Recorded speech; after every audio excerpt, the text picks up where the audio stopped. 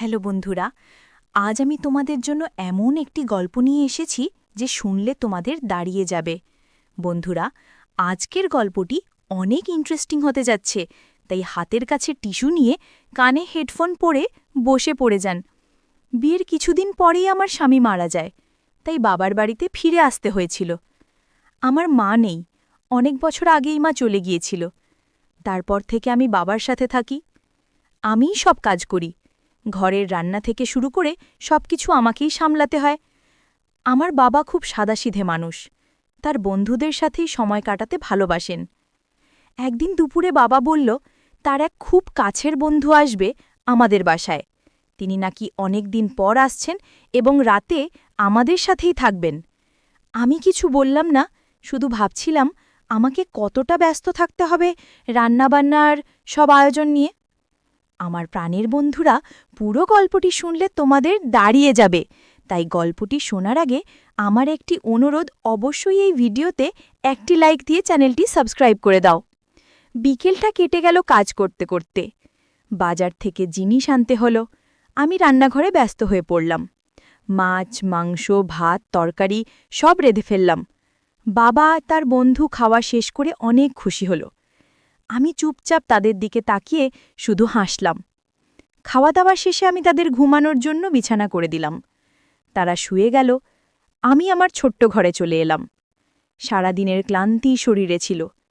চোখ বন্ধ হতেই ঘুমিয়ে পড়লাম। কিন্তু রাতের গভীরে আমার মনে হল যেন কেউ আমার ঘরে ঢুকল। চোখ মেলে কিছুই দেখতে পেলাম না, শুধু অনুভব করলাম কারো ছায়া ধীরে ধীরে সে কাছে এগিয়ে এলো। আমার শরীর কেঁপে উঠল। কিছু বুঝে ওঠার আগেই সে আমাকে স্পর্শ করল। আমার নিঃশ্বাস থেমে গিয়েছিল। এক মুহূর্তের জন্য আমি অবাক হয়ে গেলাম, কিন্তু নিজেকে সরাতে পারলাম না। সে আমাকে জড়িয়ে ধরল, আমার কানে ফিসফিস করে কিছু বলল, তারপর হঠাৎ আমার ঠোঁটে আলতো চুমু রাখল। আমি স্তব্ধ হয়ে গেলাম, কিন্তু আমি অনেক দিন ধরে একা ছিলাম, তাই আমার অনেক ভালো লাগছিল। মনে হচ্ছিল এ রাত যেন শেষ না হয়ে যায়। হঠাৎ আমি এবার বুঝে ফেলেছি যে লোকটা আমার বাবার বন্ধু। গতরাতের সেই ঘটনার পর আমার ভেতরটা কেমন অদ্ভুত হয়ে গিয়েছিল। আমি চোখ মেলেই দেখলাম সকাল হয়ে গেছে, সূর্যের আলো জানালা দিয়ে ভেতরে ঢুকছে। কিন্তু আমার শরীর আর মন এখনও কেঁপে উঠছিল গতরাতের স্পর্শে।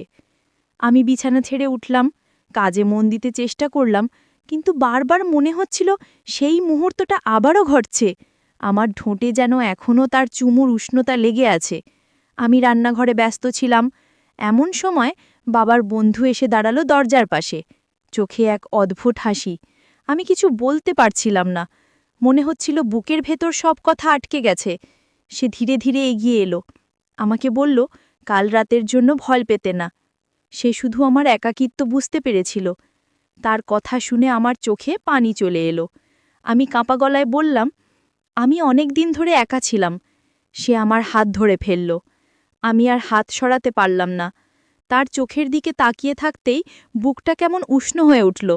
আমার মনে হচ্ছিল এতদিন ধরে আমি যার খোঁজ করছিলাম সে যেন এই মানুষটাই। সেদিন দুপুরে আমি যখন একা ছিলাম, তখন হঠাৎ সে আবার এসে দাঁড়ালো। চারপাশে কেউ ছিল না। সে আলতো করে আমার চুলে হাত বুলিয়ে দিল। আমি চোখ বন্ধ করতেই তার বাহুর মধ্যে হারিয়ে গেলাম। মনে হচ্ছিল যেন পৃথিবীর সব কষ্ট দূর হয়ে গেছে।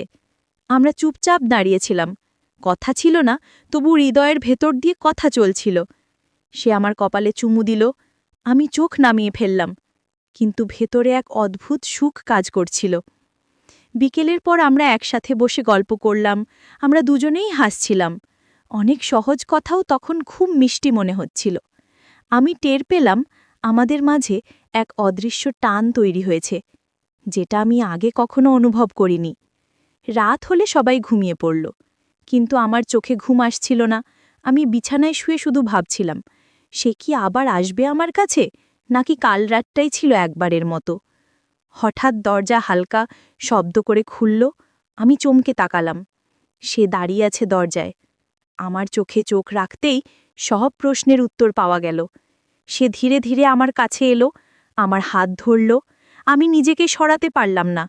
তারপর সে আমাকে জড়িয়ে ধরল। আমি যেন আবার বেঁচে উঠলাম। আমি বুঝতে পারলাম এটা শুধু কোনো মুহূর্ত নয়, এটা আমাদের নতুন সম্পর্কের শুরু, যেখানে থাকবে বন্ধুত্ব, ভালোবাসা আর অনেক মিষ্টি অনুভূতি। এভাবেই আমাদের দ্বিতীয় রাত শুরু হলো। আমার মনে হচ্ছিল আমি আবার নতুন জীবন খুঁজে পাচ্ছি, একাকিত্ব ভেঙে আবার আলো ফিরে আসছে। দ্বিতীয় রাতের সেই ঘটনার পর সকালে ঘুম ভাঙতেই আমার মনটা কেমন আলো ঝলমল লাগছিল। আমার মনে হচ্ছিল আমি যেন নতুন কেউ হয়ে গেছি। বিয়ের পর যে ভালোবাসা আর স্নেহ আমি হারিয়েছিলাম সেটা আবার ফিরে এসেছে। আমি রান্নাঘরে নেমেই খেয়াল করলাম বাবার বন্ধু আমাকে দেখছে, চোখে তার অদ্ভুত মমতা আর হাসি। আমি চুপচাপ কাজ করছিলাম, কিন্তু মনটা কাঁপছিল, কারণ আমি জানতাম আজ আবার কিছু নতুন হতে পারে। খাওয়া দাওয়া শেষে বাবা আর উনি গল্পে মশগুল হয়ে গেলেন। আমি এক কোণে বসে শুধু তাদের কথা শুনছিলাম, কিন্তু তার চোখ বারবার আমার দিকে চলে আসছিল। আমি চোখ নামিয়ে নিচ্ছিলাম, কিন্তু ভেতরে ভেতরে আমি খুশি হচ্ছিলাম। বিকেলের পর আমরা একসাথে বসে গল্প করলাম। আমরা দুজনেই হাসছিলাম, অনেক সহজ কথাও তখন খুব মিষ্টি মনে হচ্ছিল। আমি টের পেলাম আমাদের মাঝে এক অদৃশ্য টান তৈরি হয়েছে, যেটা আমি আগে কখনো অনুভব করিনি। রাত হলে সবাই ঘুমিয়ে পড়ল, কিন্তু আমার চোখে ঘুম আসছিল না। আমি বিছানায় শুয়ে শুধু ভাবছিলাম, সে কি আবার আসবে আমার কাছে, নাকি কাল রাতটাই ছিল একবারের মতো। হঠাৎ দরজা হালকা শব্দ করে খুলল। আমি চমকে তাকালাম। সে দাঁড়িয়ে আছে দরজায়। আমার চোখে চোখ রাখতেই সব প্রশ্নের উত্তর পাওয়া গেল। সে ধীরে ধীরে আমার কাছে এলো, আমার হাত ধরল। আমি নিজেকে সরাতে পারলাম না। তারপর সে আমাকে জড়িয়ে ধরল। আমি যেন আবার বেঁচে উঠলাম। আমি বুঝতে পারলাম এটা শুধু কোনো মুহূর্ত নয়, এটা আমাদের নতুন সম্পর্কের শুরু, যেখানে থাকবে বন্ধুত্ব, ভালোবাসা আর অনেক মিষ্টি অনুভূতি। এভাবেই আমাদের দ্বিতীয় রাত শুরু হলো। আমার মনে হচ্ছিল আমি আবার নতুন জীবন খুঁজে পাচ্ছি, একাকিত্ব ভেঙে আবার আলো ফিরে আসছে। দ্বিতীয় রাতের সেই ঘটনার পর সকালে ঘুম ভাঙতেই আমার মনটা কেমন আলো ঝলমল লাগছিল। আমার মনে হচ্ছিল আমি যেন নতুন কেউ হয়ে গেছি। বিয়ের পর যে ভালোবাসা আর স্নেহ আমি হারিয়েছিলাম সেটা আবার ফিরে এসেছে। আমি রান্নাঘরে নেমেই খেয়াল করলাম বাবার বন্ধু আমাকে দেখছে, চোখে তার অদ্ভুত মমতা আর হাসি। আমি চুপচাপ কাজ করছিলাম, কিন্তু মনটা কাঁপছিল, কারণ আমি জানতাম আজ আবার কিছু নতুন হতে পারে। খাওয়া দাওয়া শেষে বাবা আর উনি গল্পে মুশকুল হয়ে গেলেন। আমি এক কোণে বসে শুধু তাদের কথা শুনছিলাম, কিন্তু তার চোখ বারবার আমার দিকে চলে আসছিল। আমি চোখ নামিয়ে নিচ্ছিলাম, কিন্তু ভেতরে ভেতরে আমি খুশি হচ্ছিলাম। বিকেলের পর আমরা একসাথে বসে গল্প করলাম। আমরা দুজনেই হাসছিলাম, অনেক সহজ কথাও তখন খুব মিষ্টি মনে হচ্ছিল। আমি টের পেলাম আমাদের মাঝে এক অদৃশ্য টান তৈরি হয়েছে, যেটা আমি আগে কখনো অনুভব করিনি। রাত হলে সবাই ঘুমিয়ে পড়ল, কিন্তু আমার চোখে ঘুম আসছিল না। আমি বিছানায় শুয়ে শুধু ভাবছিলাম, সে কি আবার আসবে আমার কাছে, নাকি কাল রাতটাই ছিল একবারের মতো। হঠাৎ দরজা হালকা শব্দ করে খুলল। আমি চমকে তাকালাম।